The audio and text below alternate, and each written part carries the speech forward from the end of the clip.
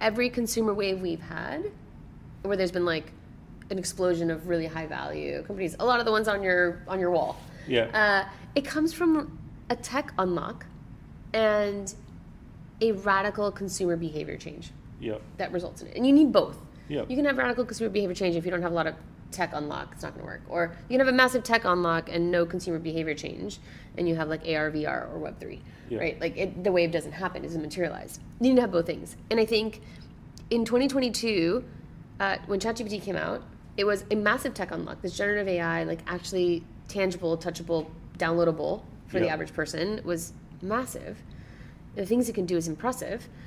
And then you had radical consumer behavior change. People just adopted this thing and were just like using it for all kinds of things. What was the first time in a long time where you were kind of blown away by technology? Yeah, you're like, oh right. But then you adopted it, and people adopted it so quickly and changed their behaviors so rapidly. Yeah.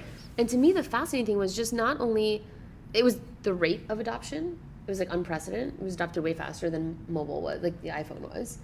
And then the depth, like typically you expect like the early adopters to get it right, but it went all around the world. Yeah. And it went from your techie early adopters to, my friend was telling me her grandparents were using it to write their Christmas card this year. To grandparents. In a matter. Thanks for the effort in that. Yeah, exactly. In like less than 2 years, right? At the time. And so for me, I'm like, wow, I think that if you believe that framework of tech unlock, consumer behavior change, combined yields a wave of innovative consumer companies, then you would believe that we're at the precipice of another big wave of consumer companies that'll get started.